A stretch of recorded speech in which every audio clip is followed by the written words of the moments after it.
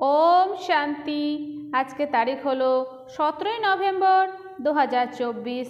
आज के बाबार अव्यक्त मुरली और अव्यक्त मुरलीर हेडलाइन होच्छे रिटार्न शब्देर स्मृतिर द्वारा समान हओ एवं रिटार्न जार्निर स्मृतिर स्वरूप हओ। रिटार्न शब्देर स्मृतिर द्वारा समान हओ एवं रिटार्न जार्निर स्मृतिर स्वरूप हओ। ओम शांति। आज बाप दादा तो बाबा बोलेছেন যে আজ বাপদাদা চতুর্দিকে তার নিজের হৃদয় সিংহাসীন, ভ্রুকুটির সিংহাসীন, বিশ্ব রাজত্বের সিংহাসীন, স্বরাজ্য অধিকারী বাচ্চাদের দেখে আনন্দিত হচ্ছেন। পরমাত্ম হৃদয় সিংহাসন সারা কল্পে তোমরা হারানিধি ও অতি প্রিয় বাচ্চাদের এখন প্রাপ্ত হয়। তো পরমাত্মার হৃদয় সিংহাসন আমাদের এখন, আমরা বাবার হারানিধি সন্তান, মানে অনেক দিন থেকে বাবার কাছ থেকে আমরা দূরে চলে গেছিলাম, তাই অতি প্রিয় আমরা বাবার সন্তান, আমরা অতি প্রিয় বাবার বাচ্চাদের আমাদের এখন পরমাত্মা বাবার হৃদয় যে সিংহাসন সেটা প্রাপ্ত হচ্ছে। ভ্রুকুটির সিংহাসন তো সব আত্মার আছে, কিন্তু পরমাত্ম হৃদয় সিংহাসন ব্রাহ্মণ আত্মা ব্যতীত কারও প্রাপ্ত হয় না। তো বলছে ভ্রুকুটির সিংহাসন তো সব আত্মার আছে, কিন্তু পরমাত্ম হৃদয় সিংহাসন ব্রাহ্মণ আত্মা ব্যতীত কারও প্রাপ্ত হয় না। এই হৃদয় সিংহাসনই বিশ্বের সিংহাসন প্রাপ্ত করায়। বর্তমান সময়ে তোমরা স্বরাজ্য অধিকারী হয়েছ। স্বরাজ্য প্রত্যেক ব্রাহ্মণ আত্মার গলার হার। স্বরাজ্য তোমাদের জন্মের অধিকার। নিজেকে এমন স্বরাজ্য অধিকারী অনুভব করো তোমরা। হৃদয়ে তোমাদের এই দৃঢ় সংকল্প আছে যে আমার এই বার্থ রাইট কেউ ছিনিয়ে নিতে পারবে না। সেই সঙ্গে এই আধ্যাত্মিক নেশাও আছে যে আমি পরমাত্ম হৃদয় সিংহাসীন।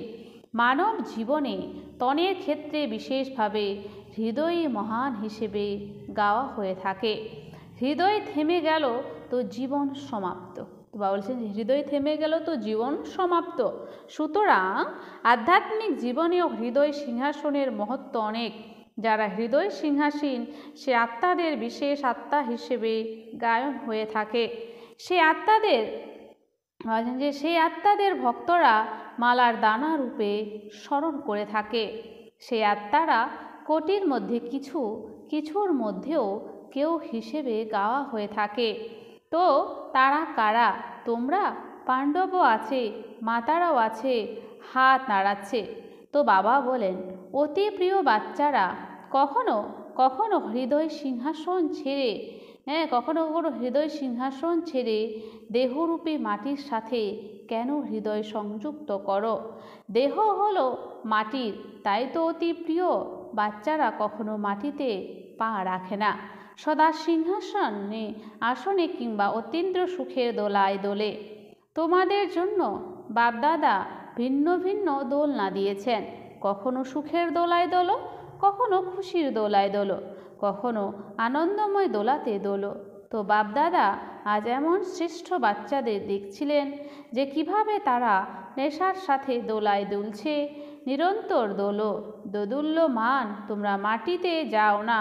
তো কখনো কখনো মন চায় কি মাটিতে পা রাখতে, কেননা 63 জন্ম মাটিতেই পা রেখেছ, মাটির সাথে খেলেছ, মাটির সাথে তো এখন খেলো না তো না, তাই না? কখনো কখনো মাটির দিকে পা যায় নাকি যায় না, কখনো কখনো চলে যায়। দেহ ভাবও মাটিতে পা রাখাই হয়। দেহ অভিমান তো অতি গভীরভাবে মাটিতে পা থাকা। কিন্তু দেহভাব অর্থাৎ বডি কনসিয়াসনেস এটাও মাটি। সঙ্গমের সময়ে যত বেশি থেকে বেশি সিংহাসীন হবে, ততই অর্ধেক কল্প সূর্যবংশের রাজধানীতে এবং চন্দ্রবংশের রাজত্বেও সূর্যবংশী রাজঘরানার হবে। যদি এখন সঙ্গমে কখনো কখনো সিংহাসীন থাকবে, তাহলে সূর্যবংশের রয়্যাল ফ্যামিলিতে ততটাই অল্প সময় থাকবে। হতে পারে সিংহাসন টার্ন বাই টার্ন হবে, কিন্তু রয়্যাল ফ্যামিলি রাজ্য ঘরানার আত্মাদের সাথে সদা সম্বন্ধে হবে। সুতরাং চেক করো। তো বাবা বলছে তোমরা নিজেকে চেক করো।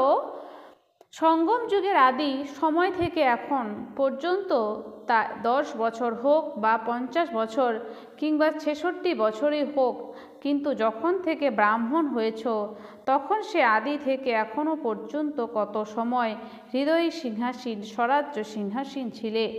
বহুকাল ছিলে, নিরন্তর ছিলে, নাকি কখনো কখনো ছিলে? যে পরমাত্ম সিংহাসীন থাকবে তার লক্ষণ হবে প্রত্যেক আচার আচরণ এবং মুখমণ্ডল দ্বারা সে সদা নিশ্চিন্ত বাদশাহ হবে। স্থূল বোঝা তো মাথার উপরে থাকে, কিন্তু সূক্ষ্ম বোঝা নিজের মনে থাকে। তো স্থূল বোঝা মাথার উপরে আর সূক্ষ্ম বোঝা নিজের মনে থাকে। তো তাদের মনে কোনো বোঝা থাকে না। চিন্তা হলো বোঝা, আর চিন্তামুক্ত হওয়া হলো ডবল লাইট। কোনো রকমের তার সেবার হোক বা সম্বন্ধ সম্পর্কের কিংবা স্থূল সেবার আধ্যাত্মিক সেবারও বোঝা থাকবে না। কি হবে, কিভাবে হবে, সফলতা হবে কি হবে না, ভাবা এবং প্ল্যান বানানো আলাদা ব্যাপার। বোঝা মানে ভার আলাদা ব্যাপার। যাদের বোঝা থাকে তাদের লক্ষণ হলো মুখমণ্ডলে সদা অধিক অথবা অল্প ক্লান্তির চিহ্ন থাকবে। ক্লান্ত হওয়া আলাদা ব্যাপার, ক্লান্তির সামান্য চিহ্ন থাকা সেটাও বোঝার লক্ষণ। আর নিশ্চিন্ত বাদশা অর্থ এই নয় যে অমনোযোগী থাকবে, তবে অমনোযোগী আর বলবে আমি তো নিশ্চিন্ত বাদশাহ রূপে থাকি। অমনোযোগিতা এটা খুব ঠকায়। অমনোযোগিতা সেটা খুব ঠকায়। তীব্র পুরুষার্থেরও সেই শব্দ আর অমনোযোগিতারও সেই একই শব্দ। তীব্র পুরুষার্থে সদা দৃঢ় নিশ্চয় থাকার কারণে এটাই ভাবে সব কার্য সাহস আর বাবার সহায়তায় সফল হয়েই আছে, এবং অমনোযোগেরও এই শব্দই হয়েই আছে। কোনো কার্য বাকি রয়েছে কি, হয়ে যাবে। তো শব্দ এক কিন্তু রূপ আলাদা আলাদা। বর্তমান সময়ে মায়ার বিশেষ 2 রূপ বাচ্চাদের পেপার নিতে থাকে। তো বর্তমান সময়ে মায়ার 2 রূপ আমাদের বাচ্চাদের পেপার নিতে থাকে। তো বাবা বলছে পেপার নিতে থাকে। জানো তো বটে, এক ব্যর্থ সংকল্প, বিকল্প নয় ব্যর্থ সংকল্প। আরেকটা কি সেটাও বাবা বলবেন। আরেক হলো আমি রাইট। তো ব্যর্থ সংকল্প অনেক আসবে, আর একটা হচ্ছে আমি রাইট। যা করেছি, যা বলেছি, যা ভেবেছি, আমি কম নই, আমি রাইট। বাপদাদা সময় অনুসারে এখন এটাই চান, একটা শব্দ স্মৃতিতে বজায় রাখো, বাবার থেকে হওয়া সর্বপ্রাপ্তি স্নেহের সহযোগের রিটার্ন করতে হবে। রিটার্ন করা অর্থাৎ সমান হওয়া।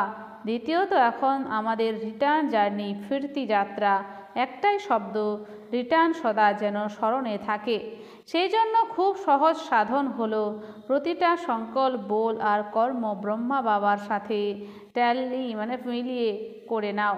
বাবার সংকল্প কি ছিল, বাবার বল কি ছিল, বাবার কর্ম কি ছিল, একেই বলা হয়ে থাকে ফলো ফাদার। ফলো করা তো সহজ হয় তো না। নতুন ভাবনা, নতুন কিছু করা, তার আবশ্যকতা তো নেই। যা বাবা করেছেন ঠিক সেটাই ফলো ফাদার, তো সহজ তো না। তো আছে যেটা বাবা করেছেন সেটাই আমাদের ফলো করতে হবে। ফলো ফাদার তো সহজ না। তো বাবা বলছে সহজ তো না। টিচার হাত তোলো। ফলো করা সহজ নাকি কঠিন? বাবা টিচারদেরকে জিজ্ঞাসা করছে যে ফলো করা সহজ নাকি কঠিন? সহজ তো না, কেবল ফলো ফাদার। প্রথমে চেক করো। যেমন প্রবাদ আছে, আগে ভাবো পরে করো। বলা হয় না, ভাবিয়া করিও কাজ, করিয়া ভাবিও না। আগে পরিমাপ করো তারপরে বলো। এখন এই বছরে এটা লাস্ট মান্থ, পুরনো চলে যাবে, নতুন আসবে। তো এটা বাবা ডিসেম্বরে তো মুরলি চালিয়েছিলেন, তার জন্য এটা বলছেন। তো সব টিচার নতুন আসার আগে কি করতে হবে এই বছরে তার প্রস্তুতি করে নাও। এই সংকল্প করো যে বাবার কদমে কদম রাখা ব্যতী অন্য কোথাও কদম রাখবো না। তো বাবার কদমে কদম রাখা ছাড়া অন্য কোথাও আমরা কদম রাখবো না। কেবল ফুট স্টেপ কদমে কদম রাখা তো ইজি, তাই না? নতুন বছরে এখন থেকে সংকল্পে প্ল্যান বানাও। ব্রহ্মা বাবা যেমন সদা নিমিত্ত আর নির্মাণ ছিলেন, তেমন নিমিত্ত ভাব আর নির্মাণ ভাব থাকবে। শুধু নিমিত্ত ভাব নয়, নিমিত্ত ভাবের সাথে নির্মাণ ভাব দুই আবশ্যক। কেননা টিচার্স তো নিমিত্ত, তাই না? তোমরা নিমিত্ত না তো সংকল্পেও বলেও এবং কারোর সঙ্গে সম্বন্ধেও তোমাদের কর্ম প্রতিটা বল নির্মাণ হতে হবে। যে নির্মাণ সে নিশ্চিন্ত হওয়ার ভাবে থাকে, যে নির্মাণ নয় তার মধ্যে অল্প বিস্তর সূক্ষ্ম বা মহারূপে অভিমান যদি নাও বা থাকে, তবুও কর্তৃত্ব ভাব থাকবে। এই কর্তৃত্ব ভাব এটা অভিমানের অংশ। তোমাদের বলের ভাষা যেন সদা নির্মল আর মধুর হয়। যখন সম্বন্ধ সম্পর্কে আত্মিক রূপের স্মৃতি থাকে, তখন সদা নিরাকারী এবং নিরহংকারী থাকো। তোমরা ব্রহ্মা বাবা লাস্টের 3 শব্দ মনে থাকে তোমাদের? নিরাকারী, নিরহংকারী তথা নির্বিকারী। আচ্ছা ফলো ফাদার, এতে তোমরা পাক্কা তো না? আগামী বছরের মুখ্য লক্ষ্য ও স্বরূপের স্মৃতি হলো এই 3 শব্দ, নিরাকারী, নিরহংকারী, নির্বিকারী। এমনকি লেশমাত্রও যেন না থাকে। বড় বড় রূপ তো ঠিক হয়ে গেছে, কিন্তু অংশমাত্রও থাকবে না, কেননা অংশই ঠকিয়ে থাকে। ফলো ফাদারের অর্থই হলো এই 3 শব্দ সদা স্মৃতিতে রাখা। ঠিক আছে।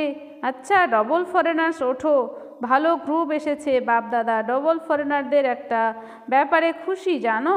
তোমরা কোন ব্যাপারে জানো? দেখো, যতই দূর দেশ থেকে তোমরা আসো না কেন কিন্তু যে ডাইরেকশন তোমরা পেয়েছো যে এই টার্নেও তোমাদের আসতে হবে, তো তোমরা এখানে পৌঁছে গেছো তো না? কিভাবে তোমরা চেষ্টা করেছো সেটা ব্যাপার না, যেভাবেই হোক পুরুষার্থ করে তোমরা বড় গ্রুপেই পৌঁছে গেছো। দাদির ডাইরেকশন ঠিকভাবে মেনেছো, তাই না? এর জন্য অভিনন্দন। বাপদাদা প্রত্যেককে দেখছেন, দৃষ্টি দিচ্ছেন। এমন নয় যে স্টেজেই দৃষ্টি লাভ হয়, দূর থেকে আরও ভালো দেখা যাচ্ছে। ডবল ফরেনার হাজির পাঠ ভালো করে পড়েছে। বাপদাদার ডবল ফরেনার্সের প্রতি ভালোবাসা তো আছেই, উপরন্তু তার গর্ব হয়, কারণ বিশ্বের কোণে কোণে বার্তা পৌঁছানোর জন্য ডবল ফরেনার্সই নিমিত্ত হয়েছে। বিদেশে এখন কোনো বিশেষ স্থান রয়ে গেছে? গ্রামগুলো বাকি থেকে গেছে নাকি বিশেষ স্থান? কোণে কোণে গ্রামে অথবা ছোট লোক বসতিতেও বাকি রয়ে গেছে নাকি বিশেষ স্থানে বাকি থেকে গেছে? তবুও দেখো কোথায় বাকি পড়েছে, তা বলছে তবুও তোমরা দেখো যারা এসেছে, এটাও গ্রুপ তো। কত দেশের গ্রুপ এটা গুনতি করেছো? করনি তোমরা। তবুও বাপদাদা জানেন যে বিশ্বের ভিন্ন ভিন্ন অনেক দেশে তোমরা আত্মারা নিমিত্ত হয়েছ। বাপদাদা প্রায়শ বলেই থাকেন যে বিশ্ব কল্যাণকারীর টাইটেল বাবার ডবল বিদেশিরাই প্রত্যক্ষ করিয়েছে। এটা ভালো, প্রত্যেককে নিজের স্থানে স্বয়ং আপন পুরুষার্থে এবং সেবাতে এগিয়ে যাচ্ছে, আর সদা এগিয়ে যেতে হবে। সফলতা নক্ষত্র হয়ে আছো, বলছে সফলতা নক্ষত্র হয়ে আছো, খুব ভালো। তাই বলছে বাবা। তো আজকে বাবা বলছে কুমারদের প্রতি। মধুবনের কুমারও আছে, দেখো কুমারদের সংখ্যা দেখো কত আছে, অর্ধেক ক্লাসই তো কুমারদের। কুমার এখন সাধারণ কুমার নয়, এখন কুমারদের টাইটেল আছে। কোন কুমার তোমরা? ব্রহ্মা কুমার তো হয়, কিন্তু ব্রহ্মা কুমারদের বিশেষত্ব কি? কুমারদের বিশেষত্ব হলো যেখানে অশান্তি হবে সেখানে সদা শান্তি ছড়িয়ে দেওয়ার শান্তি দূত তোমরা। হ্যাঁ, যেখানে অশান্তি হবে তো সেখানে গিয়ে শান্তি ছড়িয়ে দেওয়ার শান্তি দূত তোমরা। মনের অশান্তি নেই, বাইরে অশান্তি নেই, মনের অশান্তি নেই, বাইরের অশান্তি নেই। কুমারদের কাজই হলো কঠিন কাজ করা, হার্ড ওয়ার্কার তো না। তো আজ সবচাইতে হার্ড ওয়ার্ক হলো অশান্তি মিটিয়ে শান্তি দূত হয়ে শান্তি ছড়িয়ে দেওয়া। তো সবথেকে হার্ড ওয়ার্ক এটাই যে অশান্তিকে মিটিয়ে শান্তি দূত হয়ে শান্তি ছড়িয়ে দেওয়া। তোমরা এমন কুমার, বা যে তোমরা এরকম কুমার, এমন তোমরা অশান্তির লেশ মাত্র থাকবে না, এমন শান্তি দূত হও তোমরা। না বিশ্বে না তোমাদের সম্বন্ধ সম্পর্কে অশান্তি থাকা উচিত। বিশ্বে না আমাদের সম্বন্ধ সম্পর্কে শান্তিদূত, যেমন যারা আগুন নেভায় তারা যেখানে আগুন লাগবে নেভাবে তো না। তো শান্তিদূতের কাজই হলো অশান্তিকে শান্তিতে বদলানো। তোমরা তো শান্তিদূত, তাই না? পাক্কা খুব ভালো লাগছে। এত কুমার দেখে বাপদাদা খুশি হন। আগেও বাপদাদা তোমাদের প্ল্যান দিয়েছিলেন যে দিল্লিতে সর্বাধিক সংখ্যক কুমার রয়েছে, যা গভর্নমেন্ট মনে করে কুমার মানেই যারা ঝামেলা করে, ভয় পায় কুমারদের। এরকম ভীত গভর্নমেন্ট প্রত্যেক ব্রহ্মকুমারকে শান্তিদূতের টাইটেল দ্বারা যেন স্বাগত জানায়, তবেই কুমারদের চমৎকারিত্ব সারা বিশ্বে যেন ছড়িয়ে যায় যে ব্রহ্মকুমার শান্তির দূত। এটা হতে পারে তো না? দিল্লিতে করতে তো হবে, তাই না? দাদিরা করবে? বাবা জিজ্ঞেস করছে। এত কুমার রয়েছে, একটা গ্রুপে এত আছে, তবে সব গ্রুপে কত হবে, বিশ্বে কত হবে জিজ্ঞেস করছে। আনুমানিক 1 লক্ষ। অতএব কুমার করো চমৎকার, না কুমার করে কামাল, চমৎকার। গভর্নমেন্টের মধ্যে কুমারদের প্রতি যে ভুল ভরা আছে তার সমাধানও করে দাও। মনের মধ্যেও কিন্তু অশান্তি নয়, সাথীদের মধ্যেও শান্তি নয়, এবং নিজেদের স্থানেও অশান্তি নয়, নিজের শহরে অশান্তি নয়।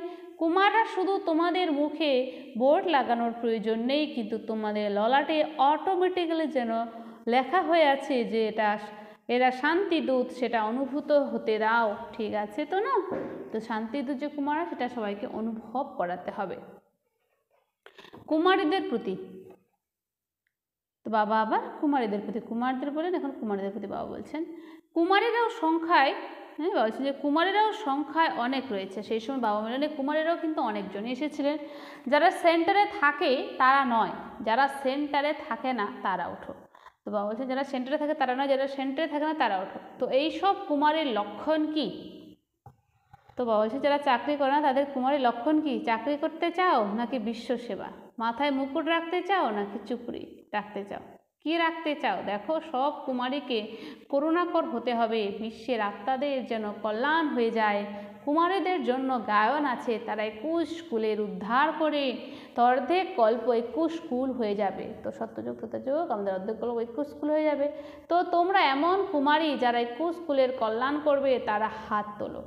একটা পরিবারের নয়, 21 পরিবারের করবে তোমরা। দেখো, তোমাদের নাম নোট করা হবে এবং তারপর দেখা হবে যে তোমরা করুণাকর নাকি হিসেব নিকেশ বাকি থেকে গেছে। এখন সময় এটাই সূচিত করছে যে সময়ের আগে তৈরি হয়ে যাও। সময়কে যদি দেখতে থাকো তো সময় চলে যাবে। সময়ের আগে তৈরি হতে সময়কে দেখতে সময় চলে যাবে। সেই জন্য লক্ষ্য রাখো যে আমরা সবাই বিশ্ব কল্যাণকারী করুণাময় বাবার করুণাকর বাচ্চা। ঠিক আছে তো না? করুণাকর তোমরা, তাই তো না? আরও করুণাকর হও, আরও একটু তীব্র গতিতে হও। কুমারীদের তো বাবার সিংহাসন খুব সহজে প্রাপ্ত হয়। বাবা দেখবেন নতুন বছরে তোমরা কি চমৎকারিত্ব দেখাও।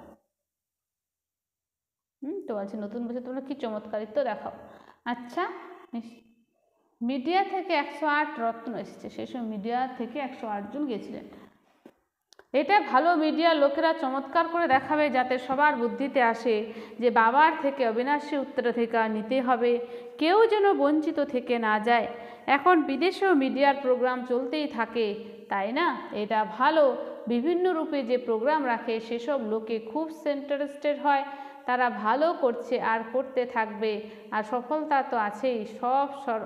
সব বর্গের তারা যে সেবাই করছে, বাপদাদার কাছে সেসবের সমাচার আসতে থাকে। প্রত্যেক বর্গের নিজের সেবার সাধন এবং সেবার রূপরেখা আছে, কিন্তু এটা দেখা যায় যে বর্গ আলাদা হওয়ার কারণে প্রতিটা বর্গ পরস্পরের সঙ্গে রেসও করে। এটা ভালো যে রেস যদিও বা করো, ঈর্ষা বা রিস করো না। সব বর্গের রেজাল্ট বর্গের সেবার পরে অনেক আইপি এবং ভিআইপিরা সম্পর্কে এসেছে, এখনও মাইক নিয়ে আসেনি, কিন্তু সম্পর্কে এসেছে।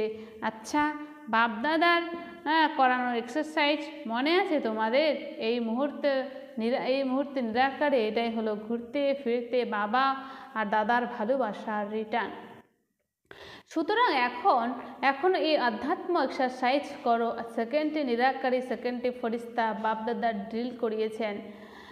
আচ্ছা, ঘুরতে ফিরতে সারাদিনের এক্সারসাইজ সহজে বাবার স্মরণ করিয়ে দেবে। চতুর্দিকের বাচ্চাদের স্মরণ সবার তরফ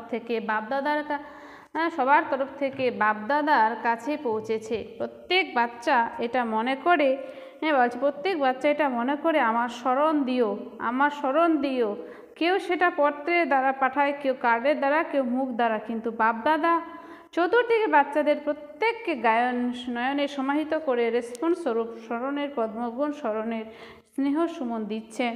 বাপদাদা দেখছেন এই সময় ঘড়িতে যতটা বাজুক না কেন মেজরিটি সকলের মনে মধুবন আর মধুবনের বাপদাদা রয়েছেন। চতুর্দিকের 3 সিংহাসীন স্বরাজ্য অধিকারী বাচ্চাদের সদা বাপদাদাকে রিটার্ন দিতে, বাবার সমান হওয়া বাচ্চাদের সদা রিটার্ন জার্নির স্মৃতি স্বরূপ বাচ্চাদের সদা সংকল্প বাণী আর কর্মে ফাদার করে প্রত্যেক বাচ্চাকে বাপদাদার অনেক অনেক অনেক স্মরণের স্নেহ সুমন আর নমস্কার।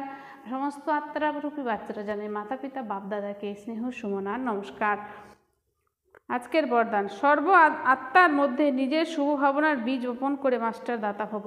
সর্ব আত্মার মধ্যে নিজের শুভ ভাবনার বীজ বপন করে মাস্টার দাতা হব। স্পষ্ট ফলের অপেক্ষা না করে তুমি তোমার শুভ ভাবনার বীজ প্রত্যেক আত্মার মধ্যে বপন করে চলো। তাই বলেছেন বাবা, যে ফলের অপেক্ষা না করে তুমি তোমার শুভ ভাবনার বীজ প্রত্যেক আত্মার মধ্যে বপন করে চলো। সময় তো সর্ব আত্মাকে জাগতেই হবে। যদি কেউ অপোজিশন বিরোধিতা করে তবুও তোমাদের দয়ার ভাবনা ছাড়া উচিত নয়। এই অপোজিশন ইনসাল গালি সারের কাজ করবে এবং ভালো ফল বের হবে। তারা যত গালি দেবে তত গুণ গাইবে। সেই জন্য সব আত্মাকে নিজের বৃত্তির দ্বারা, ভাইব্রেশন দ্বারা, বাণীর দ্বারা দাতা হয়ে নিরন্তর দিয়ে যাও। নিরন্তর দিয়ে যাও। স্লোগান, সদা প্রেম সুখ শান্তি আর আনন্দের সাগরে সমাহিত হওয়া বাচ্চাদের প্রকৃত তপস্বী। সদা প্রেম সুখ শান্তি আর আনন্দের সাগরে সমাহিত হওয়া বাচ্চারাই প্রকৃত তপস্বী। আচ্ছা, ওম শান্তি। ধন্যবাদ বাবা আজকের এই সুন্দর মিষ্টি মুরলির জন্য।